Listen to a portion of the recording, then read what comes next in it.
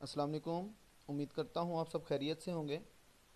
जी, तो आज मैं आपको आंसू स्कॉलरशिप के बारे में बताऊंगा कि आंसू स्कॉलरशिप क्या होती है, इसमें किस तरह से अप्लाई करना है। आपको कंप्लीट इसका प्रोसीजर आज की इस वीडियो के अंदर मैं बताऊंगा कि आप किस तरह से आंसू स्कॉलरशिप जो है वो हासिल कर सकते हैं। जी, तो सबसे पहले आप चैनल को सब्सक्राइब कर दीजिए अगर आपने अभी तक चैनल को सब्सक्राइब नहीं किया, और साथ में बेल आइकॉन का बटन क्लिक कर दीजिए ताकि आने वाली तमाम वीडियोस आप तक पहुंच सकें। जी, तो सबसे पहले आप गूगल में जाएं और गूगल में जाके यहाँ पर लिखें आंसू स्कॉलरशिप। तो यहाँ पर आपके पास जो है फर्स्ट वेबसाइट ही आ जाएगी और ये ऑफिशियल वेबसाइट है आंसू स्कॉलरशिप की। तो आंसू स्कॉलरशिप जो है ये एब्रीवेशन है alliance of international science organisations.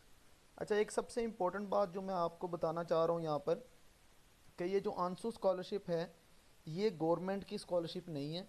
और जो आंसू स्कॉलरशिप है इसकी तादाद भी काफ़ी कम होती है। ये हर साल जो है वो सिर्फ़ और सिर्फ 500 जो स्टूडेंट्स हैं उन्हें आंसू स्कॉलरशिप मिलती है।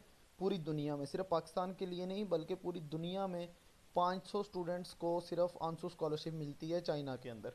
तो इसमें से 200 जो हैं वो, ये देखें यहाँ पर लिखा हुआ है, 200 जो हैं वो सीट्स होती हैं मास्टर स्टूडेंट्स के लिए, एमफिल के लिए, और 300 सीट्स होती हैं पीएचडी स्टूडेंट्स के लिए। लेकिन इसमें ये चीज़ है सबसे ज़्यादा इम्पोर्टेंट कि आंसू स्कॉलरशिप के अंदर जो स्टेपिंड है वो बहुत ज़्यादा है। आप ये कह सकते हैं कि वो सीएससी स्कॉलरशिप से डबल है। अगर सीएससी की बात की जाए तो उसमें पीएचडी स्टूडेंट को तकरीबन 90,000 के करीब मिलता है। लेकिन आंसू स्कॉलरशिप के अंदर जो पीएचडी स्टूडेंट है उसे आप कह सकते हैं कि 1,80,000 या 2 लाख के करीब जो है वो स्टेपमेंट पर मंथ मिलता है उसे। तो यहाँ पर देखते हैं जी इस स्कॉलरशिप के बारे में। तो ये स्कॉलरशिप जो है ये 2018 से शुरू हुई है और इसके अंदर अभी तक जो है वो 37 इंस्टीट्यूट्स हैं, 37 यूनिवर्सिटीज़ हैं जो कि आंसू स्कॉलरशिप के अंडर आती हैं। तो इसके अंदर जो सबसे इम्पोर्टेंट चीज़ उसने बताई है, उसने ये बताया है कि इसके अंदर जो है ना आपके पास दो यूनिवर्सिटीज़ हैं, university of science and technology China के अंदर, और उसके अलावा आपके पास है जी ये university of Chinese academy of science. ये दोनों ही बड़ी अच्छी यूनिवर्सिटीज़ हैं चाइना की। तो आप इन दोनों यूनिवर्सिटीज़ के अंदर भी अप्लाई कर सकते हैं। तो इन दोनों यूनिवर्सिटीज़ की जो डेट है वो ओपन हो चुकी है आंसू स्कॉलरशिप के लिए। तो लेकिन एक बात जो सबसे ज़्यादा इंपॉर्टेंट है कि आप दोनों में एक साथ ही अप्लाई नहीं कर सकते। मतलब अगर आप यूएसटीसी में अप्लाई करेंगे तो आप यूसीएस के लिए अप्लाई नहीं कर सकते, और अगर आप यूसीएस के लिए अप्लाई करते हैं तो आप यूएसटीसी के लिए अप्लाई नहीं करेंगे आंसू स्कॉलरशिप के लिए। तो इसका बेहतरीन हाल ये होता है कि आप एक यूनिवर्सिटी में आंसू स्कॉलरशिप के लिए अप्लाई कर दें और दूसरी जो यूनिवर्सिटी है उसमें सीएससी के लिए या प्रेसिडेंटल स्कॉलरशिप के लिए अप्लाई कर दें।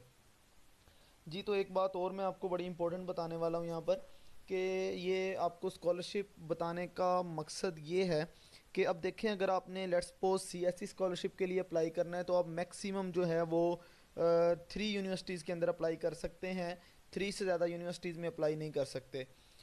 तो अगर आप आंसू स्कॉलरशिप के लिए अप्लाई करेंगे तो आप देखें कि आप साथ में आंसू स्कॉलरशिप के लिए अप्लाई कर दें, साथ सीएससी के लिए अप्लाई कर दें और साथ प्रेसिडेंटल के लिए अप्लाई कर दें। आप तकरीबन 6-7 यूनिवर्सिटीज़ में इस तरह से अप्लाई कर लेंगे डिफरेंट स्कॉलरशिप के ज़रिए। फिर जो भी आपको स्कॉलरशिप बेस्ट लगेगी, जो आपको यूनिवर्सिटी रैंकिंग वाइज अच्छी लगेगी, आप उसके अंदर जा सकते हैं। तो इससे फ़ायदा ये हो जाता है कि आपकी जो स्कॉलरशिप के चांसेस हैं वो काफ़ी ज़्यादा इंक्रीज़ हो जाते हैं। अगर आपका सीएससी में नाम नहीं आता तो मे बी आपका प्रेसिडेंटल के अंदर नाम आ जाए। अगर आपका प्रेसिडेंटल में नाम नहीं आता तो मे बी आपका आंसू स्कॉलरशिप के अंदर नाम आ जाए। अगर उसमें भी नहीं आता तो आप यूनिवर्सिटीज़ की कुछ अपनी स्कॉलरशिप्स भी होती हैं तो मे बी आपका उसमें नाम आ जाए। तो अप्लाई करना बहुत ज़्यादा आसान है क्योंकि वही डॉक्यूमेंट्स चाहिए जो सीएससी के लिए चाहिए, जो आंसू स्कॉलरशिप के लिए चाहिए। तो कोई नए तो डॉक्यूमेंट्स आपने तैयार नहीं करने या नए डॉक्यूमेंट्स तो आपने बनवाने नहीं हैं। तो बेहतर ये है कि आप लोग जो है वो थोड़ा सा वीडियोस को देख के अच्छे तरीके से इसकी इन्फॉर्मेशन ले के तो एक से ज़्यादा स्कॉलरशिप्स के लिए अप्लाई किया करें। जी, तो इसमें देखें जी क्या क्या चीज़ें आती हैं। एक तो आपकी जो है वो ट्यूशन फ़ीस बिल्कुल फ्री है इसके अंदर जी, ये देखें आपकी ट्यूशन फ़ीस फ्री है। और जो मास्टर स्टूडेंट्स हैं उन्हें 3,000 जो हैं वो चाइनीज़ रुपीज़ जो हैं वो मिलते हैं। युआन जो हैं चाइनीज़ वो मिलते हैं उन्हें। और जो मास्टर्स का टेन्योर है वो है जी 37 मंथ्स, तकरीबन 3 साल के अंदर अंदर अगर आप मास्टर्स कर लेते हैं।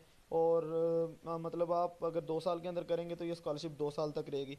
अच्छा, इसी तरह अगर बात की जाए पीएचडी की, तो पीएचडी जो है उसके 6,000 से लेके 7,000 चाइनीज़ जो युआन है वो पर मंथ मिलते हैं। वो डिपेंड करता है जी आपने जो क्वालिफ़िकेशन टेस्ट दिया होगा यूएसटीसी के लिए या यूसीएस के लिए, तो उस पर डिपेंड करता है जी कि आपको कितनी स्कॉलरशिप मिलती है। लेकिन वो 6,000 से कम नहीं होगी और 7,000 से ज़्यादा नहीं होगी।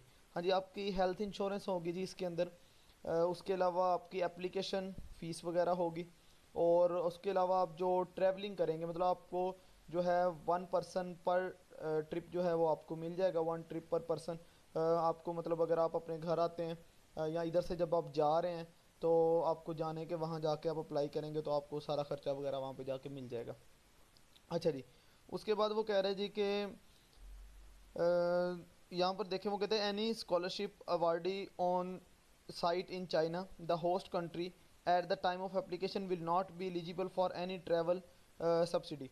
तो वो कहते हैं जी कि जो भी स्कॉलरशिप जिसे अवार्ड हुई है और वो चाइना के अंदर है तो उसे किसी किस्म की कोई सब्सिडी नहीं मिलेगी अगर वो ऑलरेडी बंदा चाइना के अंदर प्रेजेंट है जब उसने अप्लाई किया है।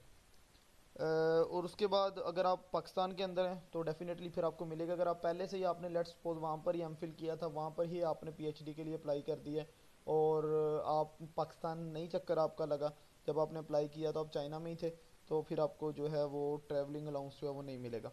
अच्छा जी, इसके अलावा वो कह रहे हैं जी यहाँ पर कि आपके पास जो है आपको ट्रेनिंग दी जाएगी चाइनीज़ लैंग्वेज की। और मतलब ये तो हर किसी के अंदर होता है, अगर आपने एमफिल करना है या पीएचडी करना है तो पहले 1-2 सेमेस्टर जो है वो आपको चाइनीज़ लैंग्वेज वगैरह वहाँ पर सिखाई जाती है, वो कोई इशू नहीं है। अच्छा जी, इसके बाद देखिए वो कह रहे हैं जी कि अगर आप फेल हो जाते हैं डिग्री के अंदर, आप किसी साल में आपके पेपर्स वगैरह फेल हो जाते हैं, आपकी सीजीपीए कम है या कोई इशू है, तो वो कह रहे हैं जी कि आपको टर्मिनेट कर दिया जाता है, आपको स्कॉलरशिप फिर ख़त्म कर दी जाती है, आपकी डिग्री भी वहाँ पर ख़त्म कर दी जाती है, वहाँ पर आप अपनी जो एजुकेशन है वो भी हासिल नहीं कर सकते आगे। और फिर आपको एक सर्टिफिकेट दे दिया जाता है कि जी कि आपने चाइना के अंदर इतने टाइम के लिए एजुकेशन हासिल की है, लेकिन आपको प्रॉपर जो है वो डिग्री नहीं दी जाती।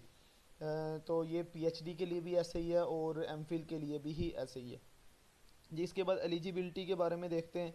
एलिजिबिलिटी वो कह रहे हैं जी कि नॉट होल्ड चाइनीज़ सिटीज़नशिप, आपके पास चाइनीज़ जो है सिटीज़नशिप नहीं होनी चाहिए। मतलब जो चाइना के अंदर रहने वाले लोग हैं वो इसके लिए अप्लाई नहीं कर सकते।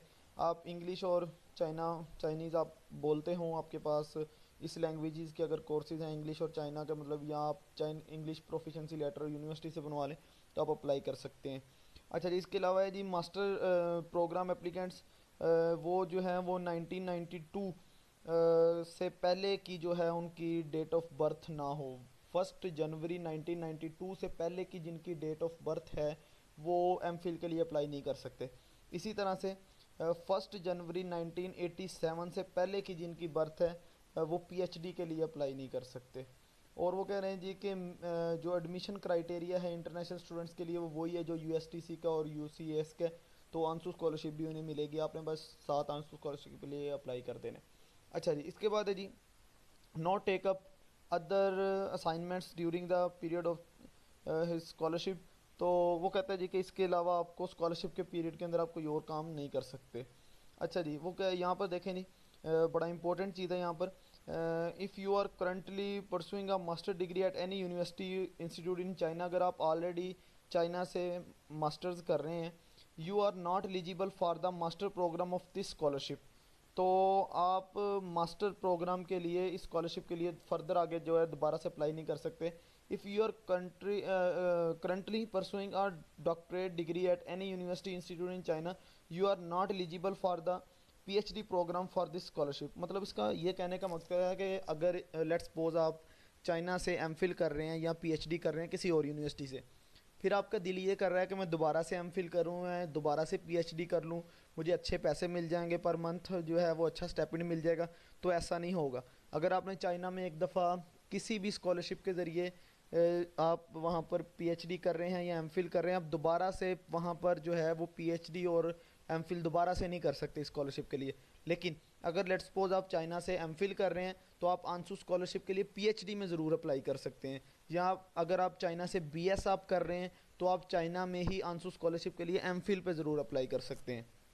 वो कहते हैं जी otherwise you will be disqualified for admission and the situation will be reported to your current university. और कहते हैं जी अगर आपने ऐसा किया तो आप डिसक्वालीफाई हो जाएंगे एडमिशन के लिए, और आपकी जो यूनिवर्सिटी है उसे रिपोर्ट भी किया जाएगा कि आपके स्टूडेंट ने इस तरह का काम किया है।